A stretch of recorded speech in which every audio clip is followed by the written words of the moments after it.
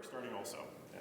So hello everybody, I'm Adam Fontecchio. I'm the Vice Dean of the Graduate College. Thanks for coming out. Those of you online, thanks for tuning in. And on behalf of the Graduate College, let me welcome you all to our Coffee Hour Seminar Series.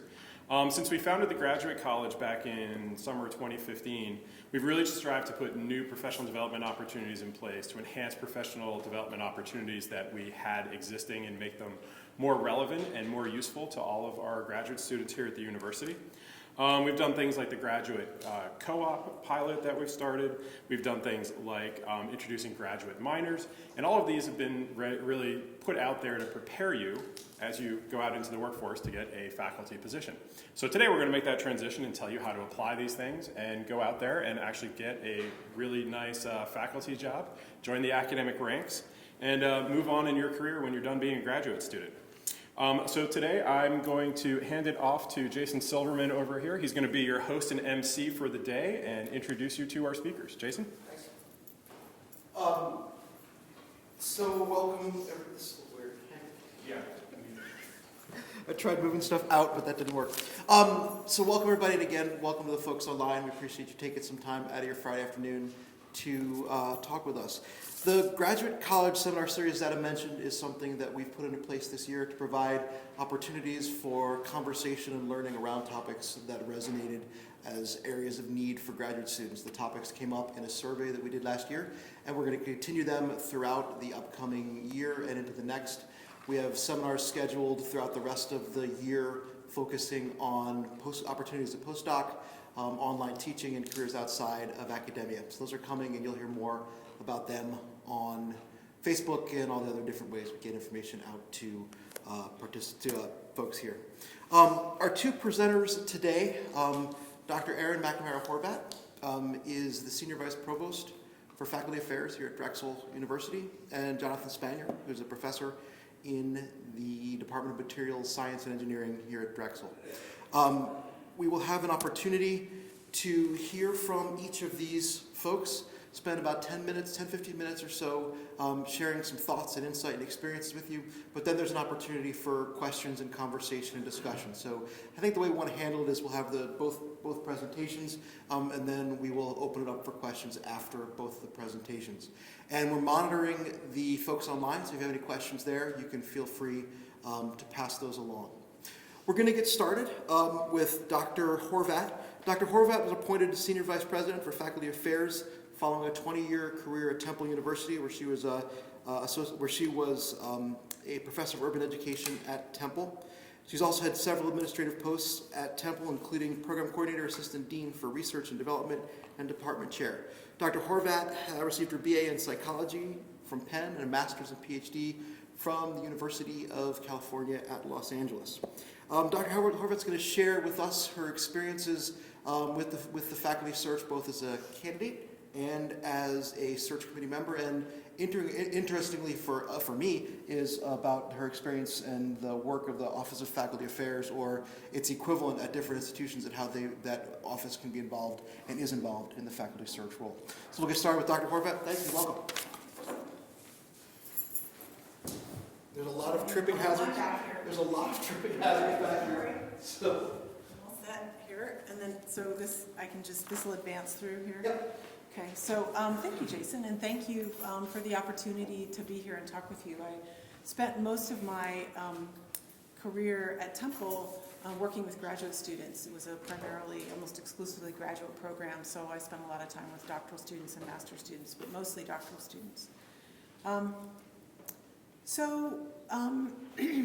Jason asked me to talk sort of about the search process, but I sort of modified it to talk about getting and keeping an academic job, because I don't think you want to get a job that you don't want to keep. And I think that all begins with sort of how you look and how you think about your search to wind up in a place that's really the right place for you. Before I get to that, I'm going to talk a little bit about the Office of Faculty Affairs. Let me back up. When I applied for this job, I started sort of looking on other websites to see, like, how is this position conceptualized in other places. And what I learned is that it's conceptualized really differently at different places. Some places don't even have like an Office of Faculty Affairs that you can find. Other places, it's sort of embedded in something else. So this role is played in different ways at different institutions. At Drexel, and the other thing that I would say is that this is a new role. So the person who sort of held this job before held a sort of slightly different job. And what our current provost wants from this office is sort of attention to the entire faculty professional life cycle, from recruitment, making sure we have a good, diverse pool of candidates, all the way through retirement. So my weeks are really interesting in that I'll spend so this week I've been on the phone with somebody from HR to make sure that we're advertising in the right places to get the kinds of pools we want. And then I just left a committee meeting now of the Emeritus Committee, who's going to consider whether faculty members who've retired can be granted emeritus status. And those are the two sort of bookends and everything in between to support faculty. And so that's what we do. We support faculty throughout their professional life cycle. We help attract, recruit, retain, develop, promote, and support faculty. And we do it by partnering with other units. Because if I was going to do that alone, I'd have a cast of thousands, but I don't. I have a staff of 2 professional staff and 1 administrative assistant. So what we really do is work with deans and department chairs and individual faculty from time to time, and with other offices, the Office of Research and Office of Libraries, to provide what faculty need to be successful. So one of the things that I thought would be important for you, if nobody's talked to you about it before, and I still hope somebody has, but in the event that they haven't, is for you to understand how academic culture works. This is a graphic that I've been using in a couple different ways in different presentations, and basically displays the fact that at the center of what we do is academic culture, whether that's at Drexel or Penn or Syracuse or wherever. And it's the holy trinity of research, teaching, and what most people would say is service, which I conceptualize as citizenship. And it's important that you understand that as a faculty member, you're supposed to do all 3 of those things. In an ideal world, there would be arrows connecting those 3 triangles, so that your research should feed into your teaching and should also feed into how you conceptualize your role as a citizen of the university and a citizen of your particular field or discipline. And to the extent that those things can overlap and inform one another, it will help you be a successful academic. And I use the word academic culture on purpose because it really is a culture. It's not just like a job where, unlike most other jobs you're ever going to have, you are in the driver's seat. Nobody's going to tell you, you should do this, you should do that. Your department chair might say, well, you should have more publications. But they're not going to say, publish here, publish there, here's how you do it. You are in the driver's seat, which I think is why people like these jobs, but it's a double-edged sword because you also have to be really motivated by your own passion and your own interests that hopefully align well with those of the institution, the department, and the field. And I'll say more about that kind of idea of alignment. So, getting and keeping the job. What do you want and what do they want? So if you think about an academic job search or any job search for that matter, it's really about what are you looking for in a position and what are they looking for, and do those things meet? So let's talk about you. What do you want? A job, right? That's pretty straightforward, right? Is that all you want? Just a job, any old job? I don't think so. You don't just want any job, right? You didn't go to school this long for just any job, right? How do you know what's the right job? Where do you start with that search? Where do you start thinking about what's the right job? Is it what your advisor says, or what your parents hope for you? Maybe, but I think it's better if we follow the Greek maxim, know thyself, right? You want the job that's right for yourself, right? Not the job that's right for your lab mate or for whoever else. It's got to be a job that's right for you. And so it's really important that you have a good understanding of what is going to be a good job for you. And that has a lot of different dimensions. There's a tendency, I think, within academia to take the path that your advisor took, and that might be right for you, it might not be right for you. The other thing that I would say, and I know we're supposed to be talking about faculty jobs, but I have to say tenure track jobs are not all that. I spent a lot of time with graduate students who saw what I did and were like, oh, that's the job to have. Well, you can make a lot of money somewhere else, especially if you're in a high-tech field, or something where there's a jobs in industry that will pay more. There's a lot of bureaucracy. It's not like the perfect job. There's a lot of things that are really good about it. You have great flexibility. You probably have really good benefits. You get to work on something you're passionate about. But I want to be very clear that there are downsides to it. It's not for everybody. And if it's not for you, that's okay. There's other things you can do with your PhD. And you should go do them rather than being unhappy in what's supposedly the job you're supposed to want, right? So it's really important that you ask yourself those questions and you think about what is it that you want, how do you work best, what environment is right for you. I would encourage you to not be in a huge rush. And I think that's just my personal experience. I was in a huge rush. I did my master's and PhD in 5 years, and I got a tenure track job right out of my PhD. I would have been far better served by taking a postdoc, getting some publications, really learning how to write a research grant, and just slowing down. But I couldn't. I had my first child, and I needed a job, I needed health care, and off we went, right? And I happened to get a job that was in a city where my husband, his family lived at the time. And so that was a really good thing.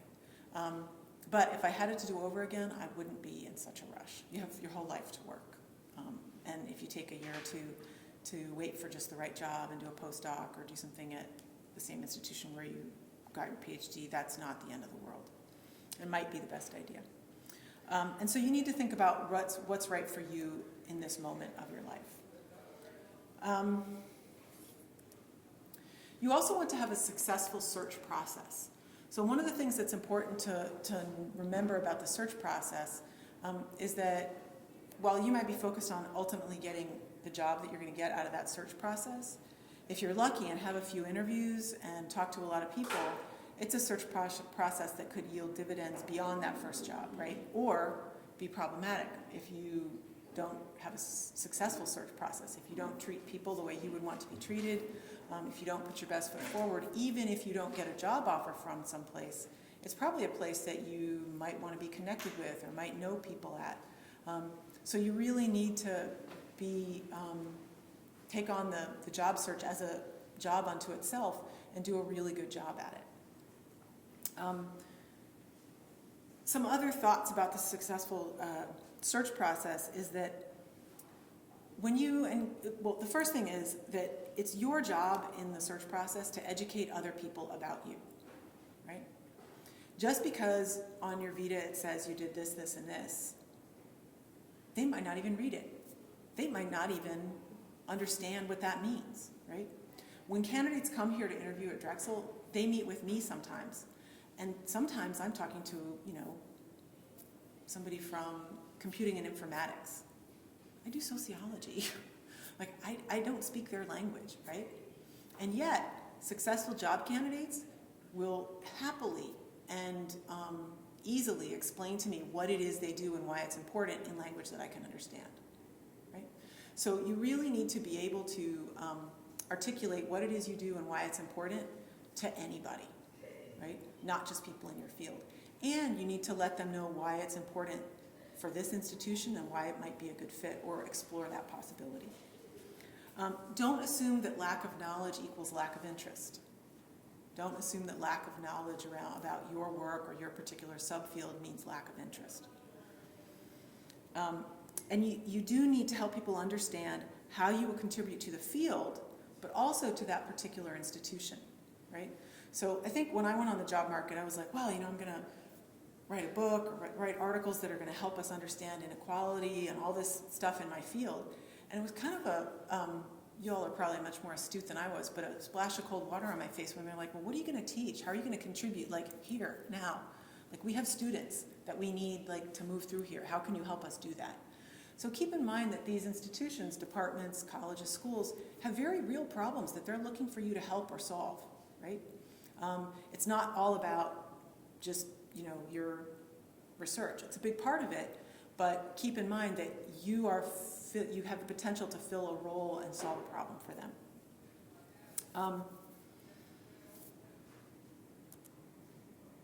I also like to think that you want to have a happy life, and I have happy in quotes, because I don't think we all, I don't mean happy in the sense of like Disney, like, I'm going to Disney World, I'm happy. I mean it in the way that Martin Seligman, our colleague from Penn in psychology and one of the pioneers in positive psychology, means. He talks about happiness as, or happy life, having three components to it. One, a pleasant life, a life has, I think, of good food and good drink, right? A comfortable bed, a nice place to live, it's pleasant, right? That's important to your happiness. A good life is discovering your unique virtues and strengths and employing them creatively to enhance your life, right? So figuring out who you are, what you like to do, and how to use your gifts, right, to advance yourself and your career. But the meaningful life includes a deep sense of fulfillment by employing our virtues in the service of a purpose greater than ourselves, right? So I like that. I like that a lot because especially as I grow older, it's really important to me to have a meaningful life. And so the question you should be asking yourself when you go on interviews or when you interact with an institution is this a place where I can have a pleasant life?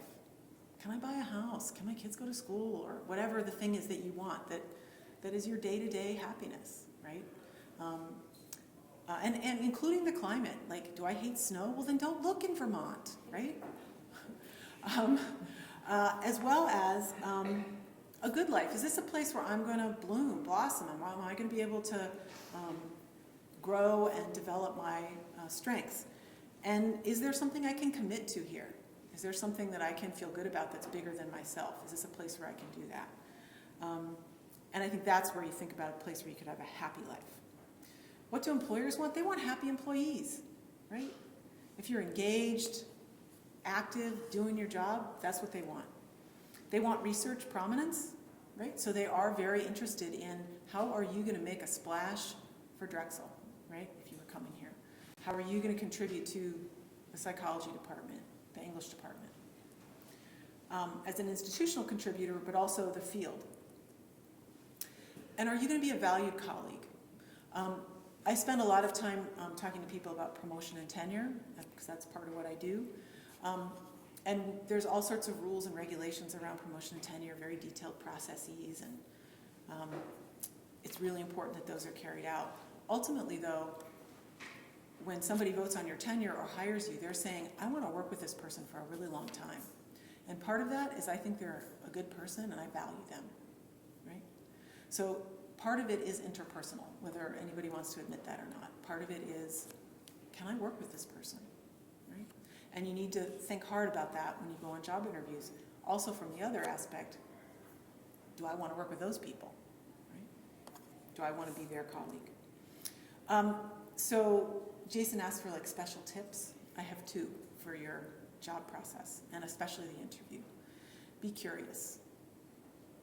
Turn up at other places, being curious about who they are, what they do, and wanting to learn about those places. Nothing is more off-putting than somebody who's like, I got it figured out.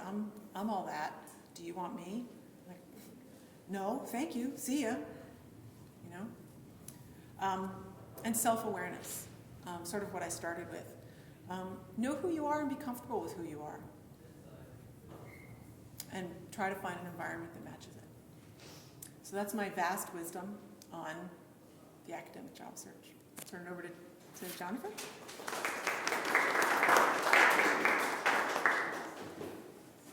So just one quick comment. One of the things that really resonated with me about Erin's talk came up actually in my life, what it had to do with when you go to conferences, you end up learning and meeting people that you have read their work by, or you see people talk. One of the really interesting things that happened to me is a job that I didn't get.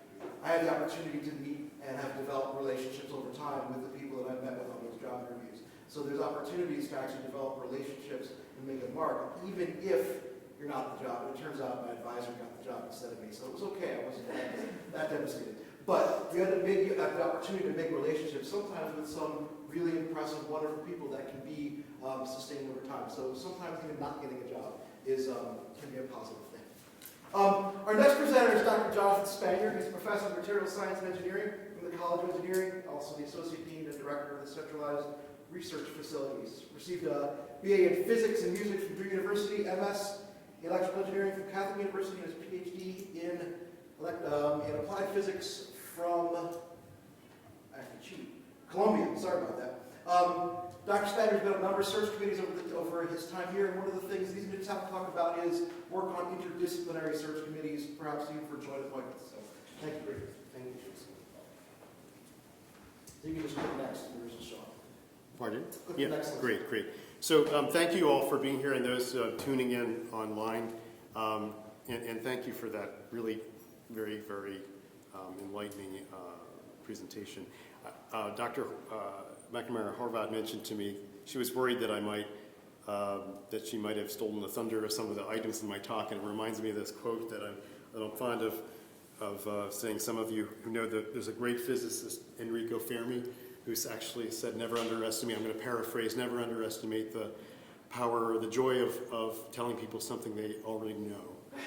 And so some of you may know these things. You're hearing these things, you're hearing them in different contexts from different people, different sets of experiences.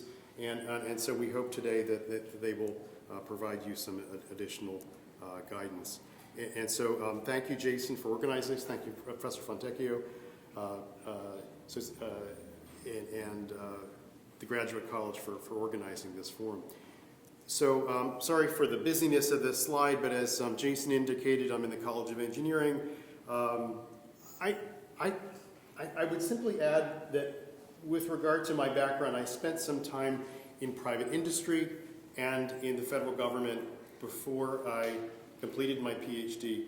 And so for a university that has seen such an interesting trajectory, an arc in its profile, in its ascent in research and scholarship, its impact on Philadelphia and the region, and at least in engineering far beyond, I feel as though my experiences are not unlike those of students who came here years ago part-time,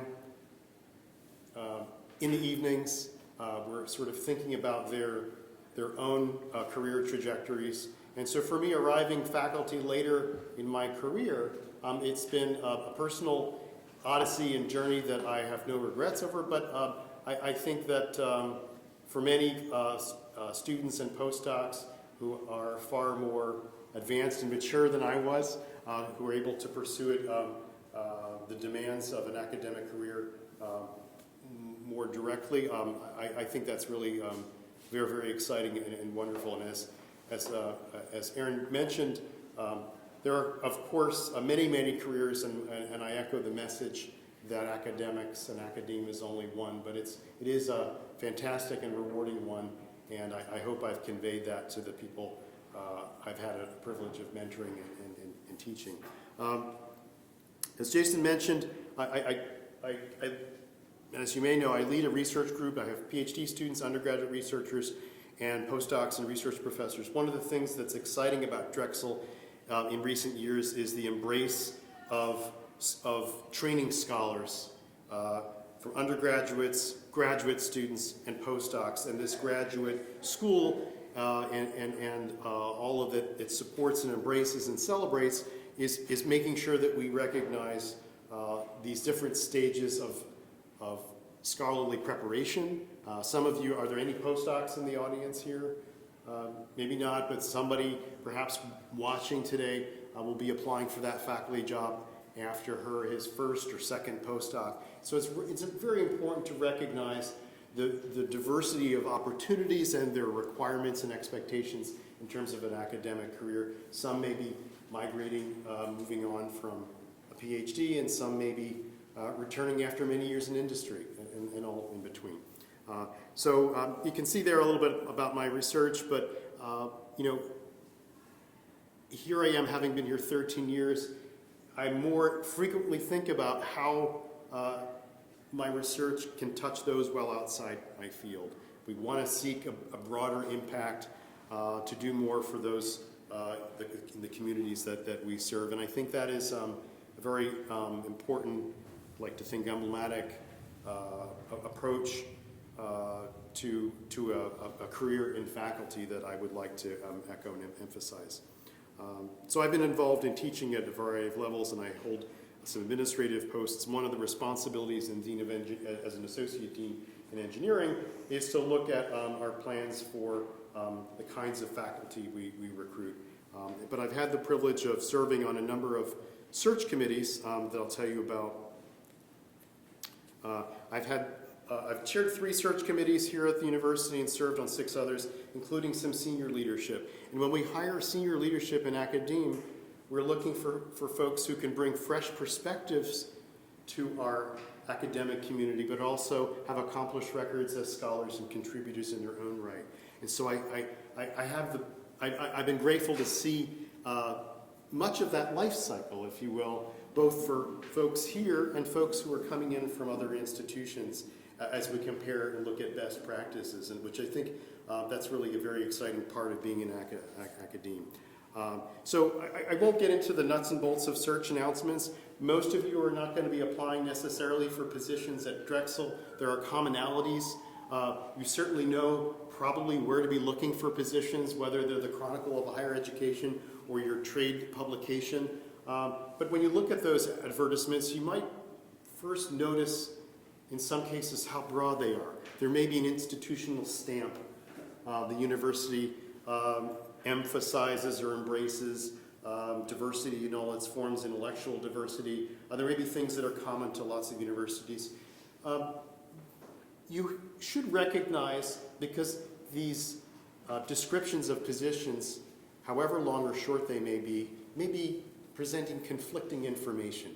There may be a litany of areas in your discipline that are listed. And it might be, what are they looking for? Do I fit? How does this, should I apply there? What do you think? And you might recognize that these are often written by teams and people with different agendas. And they've had to come together and agree on some kind of document that is a representation of who they're looking for. I like to think these are invitations to apply. And I would like to think in many situations, certainly the best of situations, that committees and committees I've served on have been very open-minded. It's at many institutions, unless you're the very top institution, it's not straightforward for a committee to automatically assume that they'll get the best candidate. And as Aaron mentioned, who is the best candidate? A best candidate is a best fit. You may think that because of certain academic qualifications, scholarly record, profile of impact, and so forth, that you are extremely well qualified, but it's really about fit. And so I think this is about conveying who you are as best you can in your letter and in your presentation. And I'll speak a bit later about recommendation letters, but this is really about getting in front of the committee in a way that you can, to convince them that maybe that area we thought of is important, but and we wrote that because we need to fulfill a teaching responsibility, But in fact, this other area is quite interesting. We weren't quite aware of that, and so I think that's very important to be considering positions that you may or may not think are a good match in terms of your particular area of expertise. I've served on tenure promotion committees for institutions here and overseas, and so I've looked at how other institutions ask me and others to evaluate careers. Usually, you should know when you think about this career professional life cycle that the standards are very different, and they're usually not articulated in very exacting terms, and that's by design, as we've heard. I'm very proud of my students who've gone to a variety of places. I wish this group was more diverse in other ways, but I just wanted to point out that I take a great pride in trying to convey that what I do and what I enjoy has somehow been transferred favorably to a group of folks who are now tenure or tenure track faculty members. These are some are PhD students, some are postdocs, some are visiting scientists. Now, for my group, who are faculty members elsewhere. But in each case, it was an opportunity for me to have conversations about how their positions, their aspirations could be aligned with institutions. I was looking for a plot that was shown in Physics Today, and this must have been about 20 years ago, and unfortunately I just couldn't find it, but it was a log plot of conveying the numbers of positions and the challenge of actually landing that position, and using a log plot to reveal the number of positions that are available, number of positions that one might apply to, and then the number of positions that one could get callbacks and interviews, and it was just staggering. Very few people will be able to break off that curve, but I think it's really a numbers game.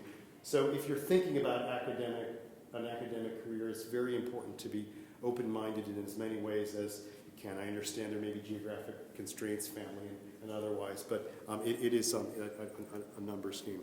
So how many here know and enjoy the PhD comics of Jorge Chong? Okay. So I'm sorry if this is a little bit irreverent, but I wanted to inject a little bit of humor.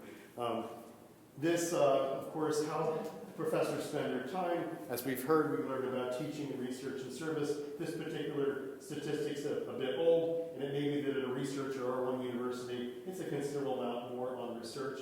And of course, at Drexel, we like to think that these are not strict boundaries. They're blended, and there's a seamless flow of activities among them.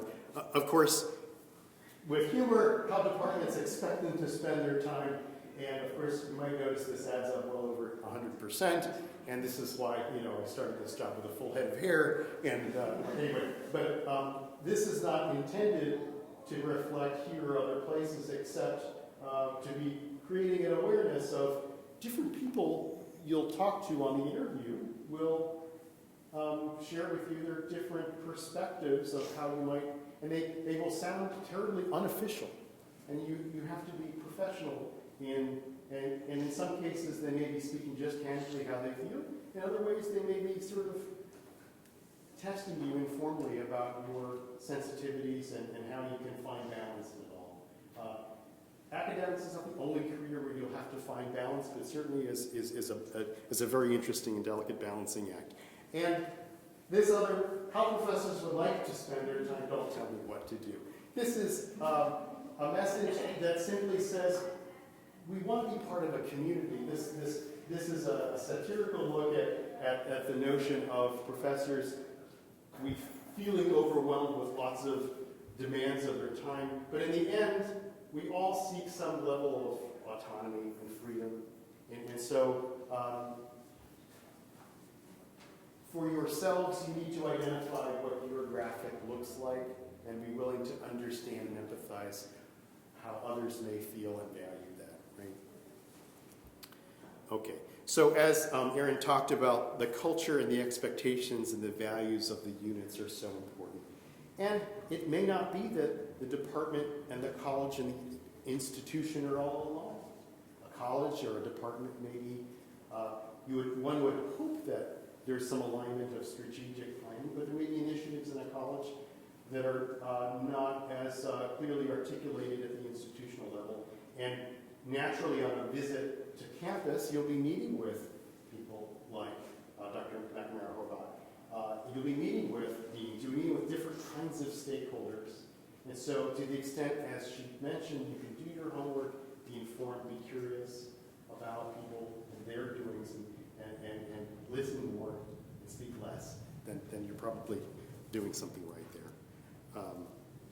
Okay, so Jason asked me to talk about interdisciplinary searches, and interdisciplinary has been a rage, a very favorable attribute for academics for some decades now, and there have been plenty of studies articulating how valuable interdisciplinarity is for preparation of students, especially undergraduate students.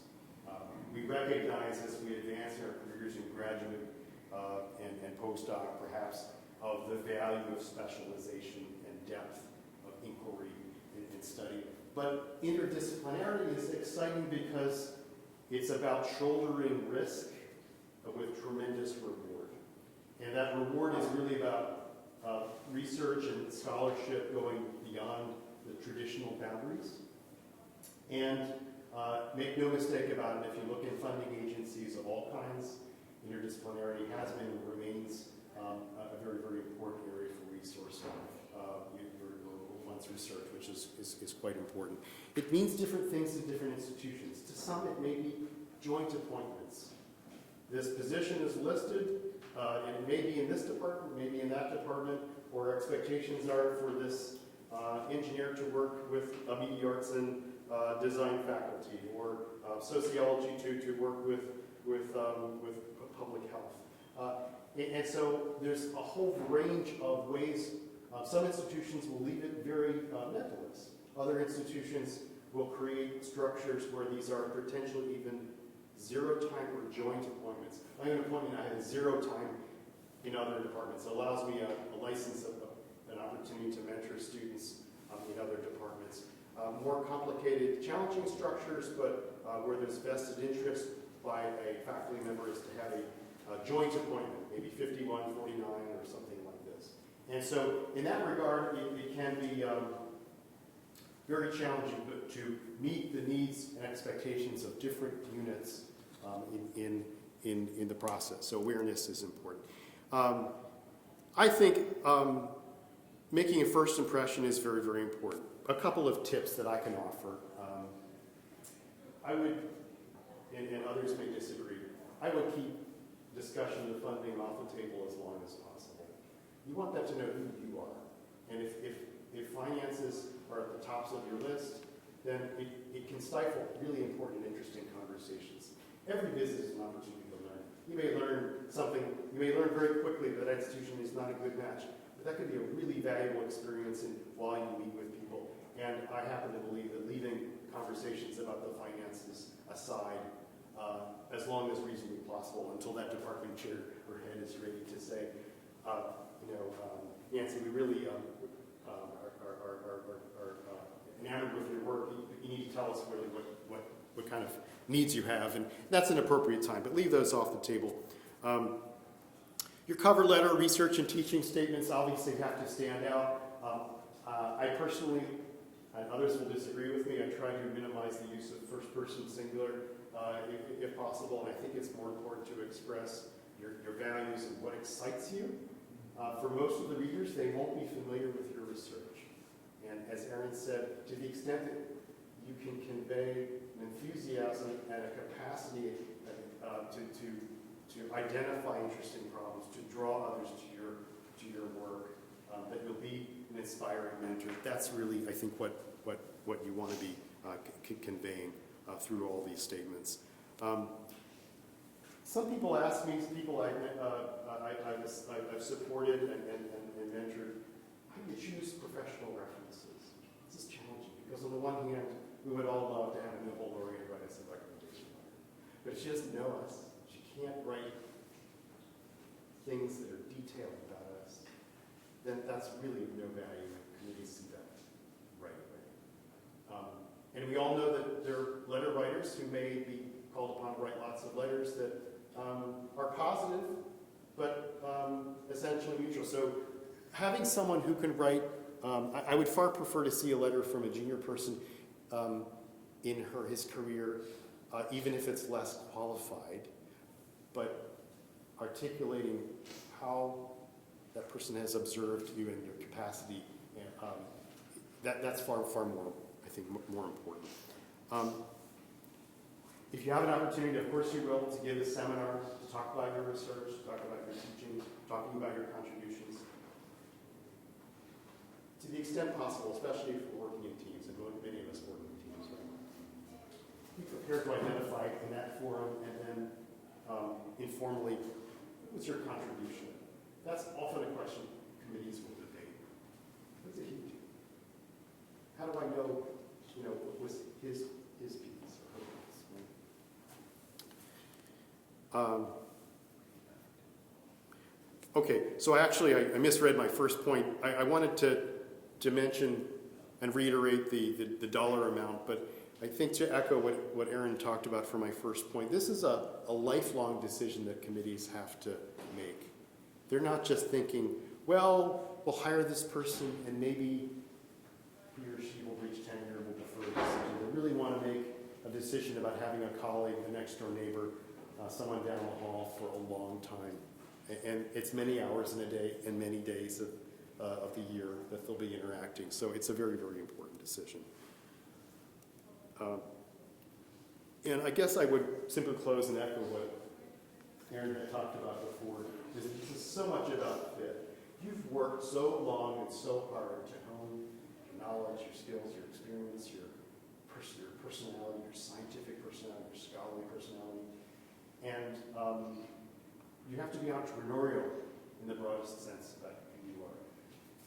And it can be very humbling to think that after all that work and all of the reassurances about your value to your community, that you don't get the response that you expect. It's very, very disconcerting.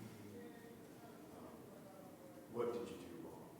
Recognize that institutions are like complex people, and they're making decisions with factors that you can't possibly imagine in some cases, the complexity. And so this is really about match, about fit, maximizing the interface, the probability of having some response to the extent, many people ask me, should I apply for this position? It's an area, I'm not sure I would move there. I believe that if there's a reasonable, even a 5 or 10% chance that you might go, I think it's a reasonable thing, in my opinion, to look at it. I think you can't ever be disingenuous about that, but you just never know how it may impress you. And that is a great opportunity for you to learn and share. So I think that's what I've got here, and Jason's got the questions. Thank you. So we have some time for questions. I just have 2 quick comments. That I am actually in the process right now of reading through 100 faculty applications for a tenure track position in my department, and there's 2 things that strike me that I just think are worthwhile mentioning. The first, and they're really much more surface level than what these books said. The first one is, the timeline. We didn't sit down until now to review an application that had deadlines that was in December. So don't get antsy when you send your application in October 1 or November 1 and you don't hear something for a while, because after the deadline closes, the committee has to review, then the committee has to meet. There's a whole lot of time where things happen. The other one is, don't make people work too hard to understand who you are, what you do, and what you can contribute for. If that's at the bottom of the first page of your cover letter and the bottom of your first page of your CV, that might be too far down for it to actually make a difference. Because when you're reading hundreds of these, it really needs to be at the foreground. Who you are, what you do, how you contribute needs to be at the foreground of these documents. And the CV and the resume, the cover letter, are the 2 things people are going to read first. And if they don't make it past the first few lines of that, and that happens, unfortunately, we have so many of these documents, that doesn't bode well. So just 2 little pieces of comment. So we have about 10 minutes. Anyone have any questions or thoughts or other topics we'd like to discuss for our faculty that are here? Yeah. Someone who's going through this right now. My question is about the interview process and sort of going on this idea of fit. I'm just thinking about ways of thinking about questions to probe for fit in the interview. Yes, it's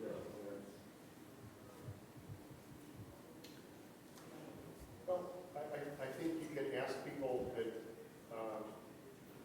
to tell you about their day, their typical day, and of course, that will vary greatly depending upon the stage of life and career and the responsibilities that somebody may have. But I think if you can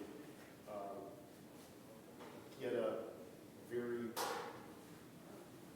baseline feeling for what someone's work lifestyle is like, then you can begin to identify with that talk about their team, they may talk about, things that they're ready to talk about that they might be willing to share. I think that you can have some connectivity to how they find balance in their career. And that's a very collegial and friendly way without being behind. Aaron will maybe share with you that I'm sure as you're preparing, there's all kinds of boundaries that questions that can't be asked of you, you shouldn't be asking other people, but I think that's a reasonable thing to ask. And I would just build on that to say, I would ask people, what do you like about this place? Why does it work for you? And when you hear from other people, which is a conversation I have with a lot of people, or I'll volunteer that information because I came from somewhere else for 20 years and I can talk about kind of what the differences are. And I'll say things about Drexel, and I'll say, you're this kind of person, these are the kind of people I see thrive here. It's, and that is a window sort of onto fit. So they can say, this is what I like, this is what works for me. So I'm not a panelist, but if I jump in for a little bit of an answer, because I'm a member of research committees too. As Dr. Spaniard alluded to, there's questions that the committee can't ask you on your visit, about marital status, kids, these kinds of things. That doesn't mean you can't bring them up. Yeah. And I personally love it when a candidate starts asking me questions about where their kids might go to school or where there are good places to live, because that opens the door for us to have those conversations about the environment and life outside of the university. We can initiate them, but it's always very pleasant for me when that happens and we can move down that road. You don't have to, but I think that's a big part of figuring out. And I would not be afraid to bring that up in an Yeah. interview. I think anybody who's done this for any length of time knows that you're moving to a community, you're picking up your whole life and moving it somewhere else, and so those issues are really important. I'm actually kind of put off if I find out through the process that people haven't thought through where am I going to live, or what's it like to be here. That's kind of a red flag for me that that might not be a person I want to work with if they're that one-dimensional, or maybe that we're not a top place for them because they haven't asked those questions that really indicate they're thinking about what would it be like to live and work here. I'm not really the target audience of this, but I'm curious because everyone has done some sort of job search. So if someone's lucky enough and qualified enough, they come in for the interview. What would you say from your experiences? What are the big mistakes people are making to not get the job? They're qualified, they have qualifications. A lot of times, I think that's what you were saying towards the end of your talk, is it's nothing that you did or didn't do. Right. It's just about fit. They realized when they really learned about your work that somebody else's work is just a better fit. So it's really hard to take that feedback to the candidate because you're like, what could I possibly have done? The answer is nothing. It's just not the right job for you. And you really have to be okay with that. Right. I mean, that's really hard because it might have been a job that you thought you really wanted. And I've had the experience of interviewing for a job and being really disappointed I didn't get it, and then realizing 6 months later it was really good about that job for a variety of reasons, none of which had anything to do with me. So you sort of have to, it's kind of pokey, but you kind of have to trust the universe in a way. If it wasn't meant to be, it wasn't meant to be. Having said that, I do think people make mistakes. They display curiosity, in my opinion, sometimes. They come in and they're all about themselves, and they, as you said, they talk too much and don't listen enough. I think it's a big mistake. But that's a fine line because we want to learn about you, so you have to navigate that. And I think you have to have reasonable social skills. Two places that I've seen, one, believe it or not, is dress. If we had a candidate that came in looking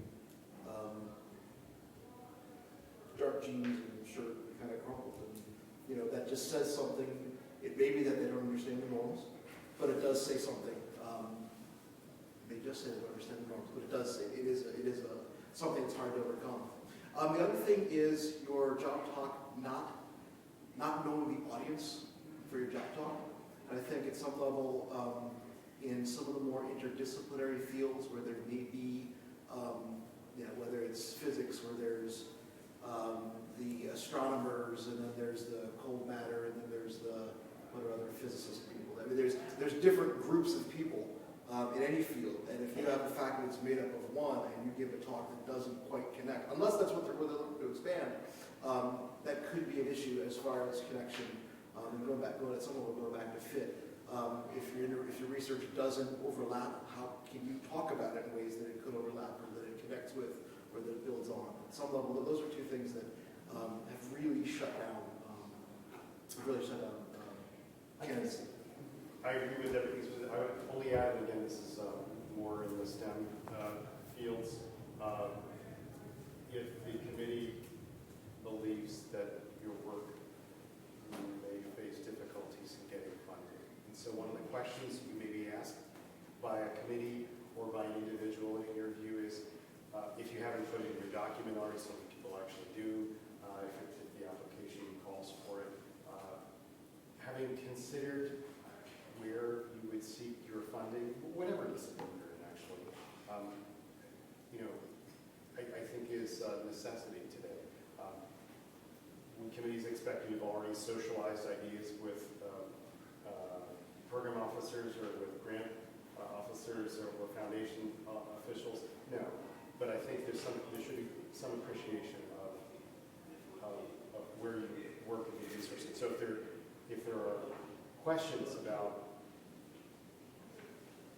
resourcing that appropriately. Now, every university, of course, would like to have people who are well-funded, but I think it's important to recognize that different types of work, even within certain disciplines, have different needs.